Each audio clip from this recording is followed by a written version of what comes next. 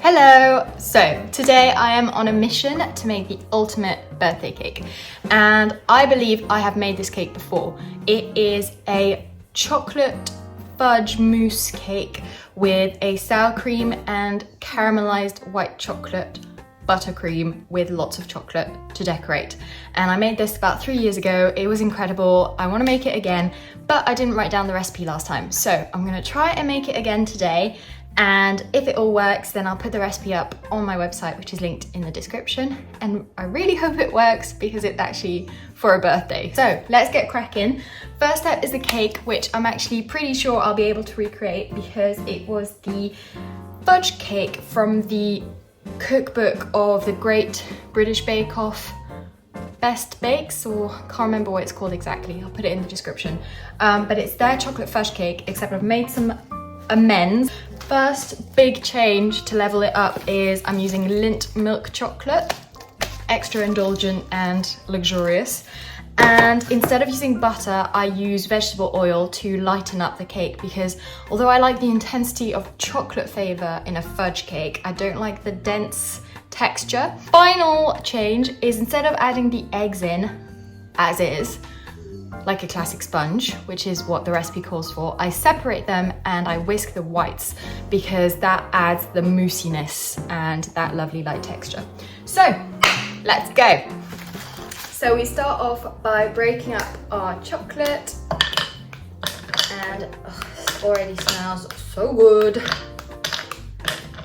You obviously don't have to use Lindt. I just think it just levels it up, and it's my favorite chocolate, so that's why. But you can use your favorite chocolate, whatever that is, and it will be delicious. I've tried it with milk and I've tried it with dark chocolate, and it just depends on your preference. Obviously milk is sweeter than if you use dark chocolate, and both are really nice, and both work really well with the icing that I'm doing. And it's caramelized white chocolate, which sounds like it's adding even more sweetness to an already sweet milk chocolate cake, but because I'm doing it as a cream cheese frosting, it's got that sourness from the cream cheese and the saltiness from the cream cheese and a bit of salt, which I'm putting in the cake, which just balances it all out and works really well. So I'm gonna melt this and then get on with the rest of the cake. I just cooked the chocolate for 10-second intervals until it was almost entirely melted, and then at which point I stirred it and it carried on melting until it was smooth and silky and just, oh, look at that chocolate ASMR, so satisfying. And next up, I'm separating 4 eggs. So trick is to always use a 1/3 bowl so that if you crack a yolk, it doesn't spoil your entire batch. And I just need to concentrate for a second. Yeah, yolk in this, white in this, and we're putting 4 eggs in. See, cracked it. It's okay to have white in the yolk, but it's not okay to have yolk in the white. So make sure to get all of that out.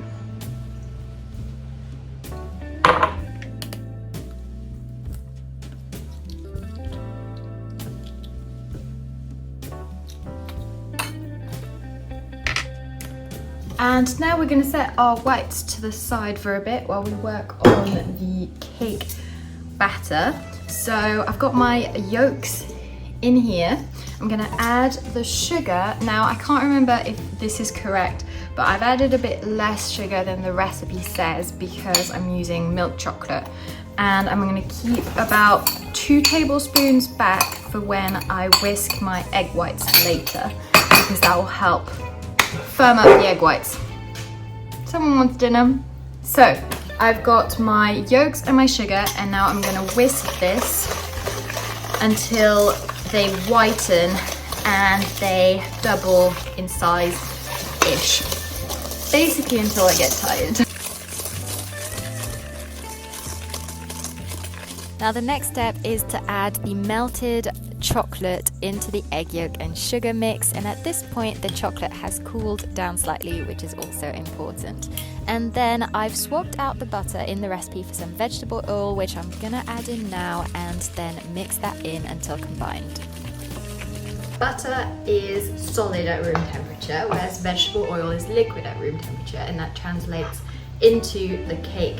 So when you have butter, it is giving that slightly denser, just harder bite. Just that first bite you take is harder than when you have vegetable oil, which is liquid, and so it's going through your teeth easier, and so that translates as a slightly lighter sponge. Anyway, my mixture did split because I should have added in a bit of flour as I was adding my oil into it, but that's absolutely fine because it's just going to come back together as I whisk it. And I'm actually going to use a wooden spoon to beat it back together. Absolutely fine. Right. Put more of that in. So flour, cocoa powder, baking powder all go in to my batter, and super importantly, some salt. Usually I would use salted butter in baking, but because I'm using oil, as I've already mentioned, I need to make sure I'm adding plenty of salt back in. Then it's back to those egg whites that I'd set to the side. I'm gonna whisk those into stiff peaks. So I'm adding a little bit of salt at the start and then whisking that slowly, bringing the speed up, and then towards the end, I'm adding 2 tablespoons of sugar, which I'm slowly sprinkling in, and it's gonna give us that lovely, glossy, smooth finish.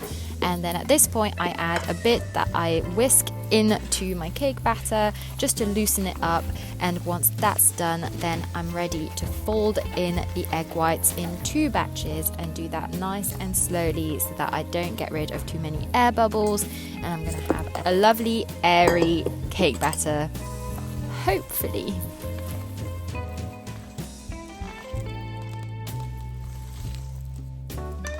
Well, I started out so sure that if anything I could recreate the cake batter, and I am now very much not sure about this.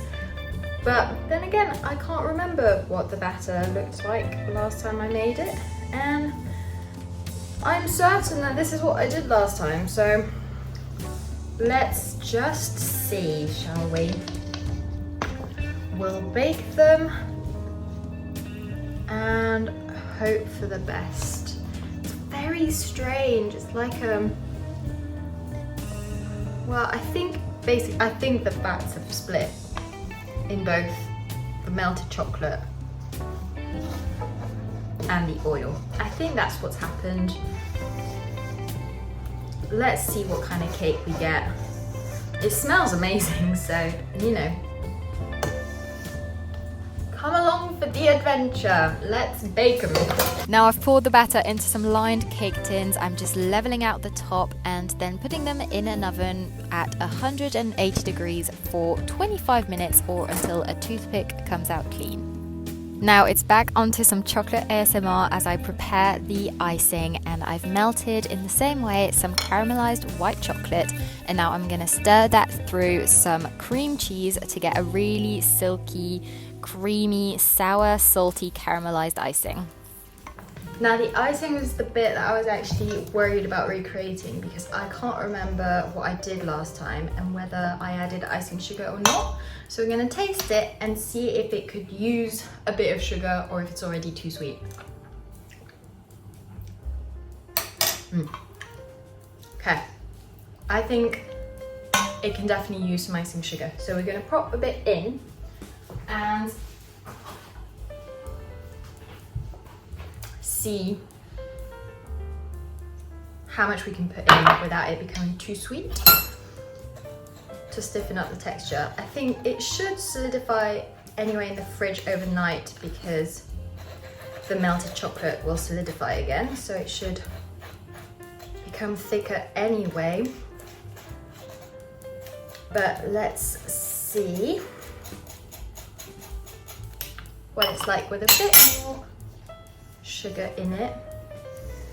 I do want those caramelized notes to come through. I'm worried that I've put too much cream cheese in this time. I've gone for equal chocolate and cream cheese. Maybe I shouldn't have.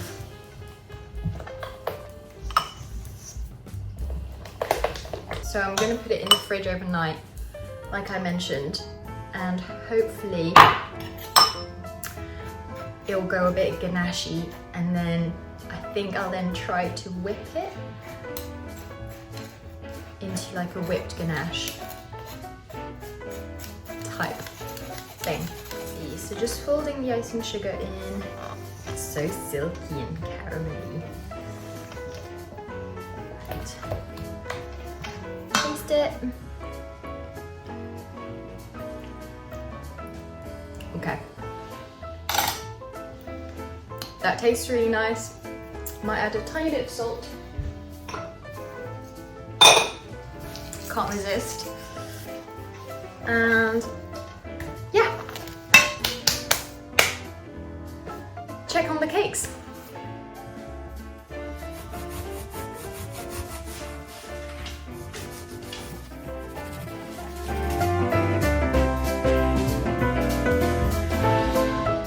It's the next day, the cakes have rested, the buttercream's been in the fridge, and yes, I just have trimmed the cake, so we're ready to assemble.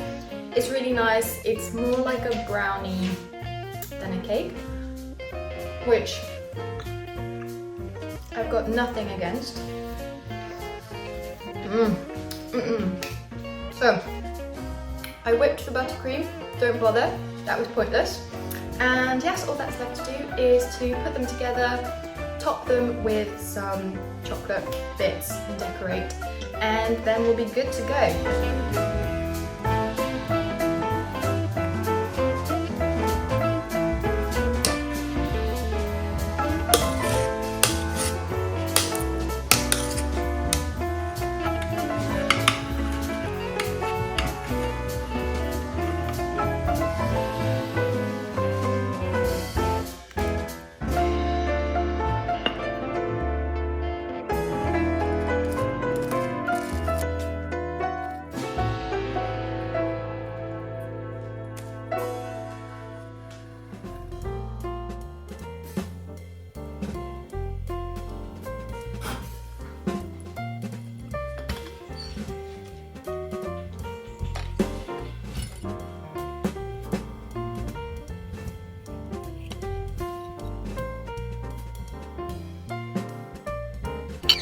So, official ultimate birthday cake review is that it's not exactly the same as the last time I made it.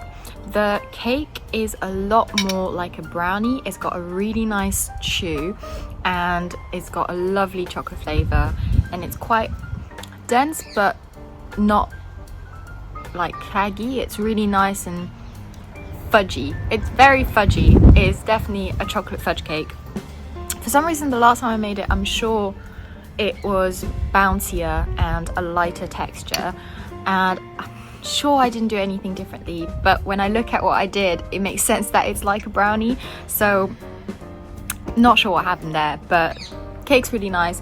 The icing works really well to balance it out with the sourness and the savouriness, creaminess, all works really well. Really nice cake. Is it the ultimate birthday cake? Jury's out. We'll have to keep trying. How difficult and what a shame. But definitely a really tasty cake, and I'm going to put the recipe up on my website, so make sure to check it out and give it a go.